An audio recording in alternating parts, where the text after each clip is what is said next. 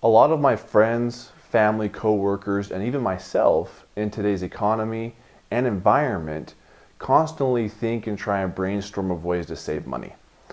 Well, I always pose the question as what if you were able to save 25, 35, or even possibly 40% off of your monthly utility bills?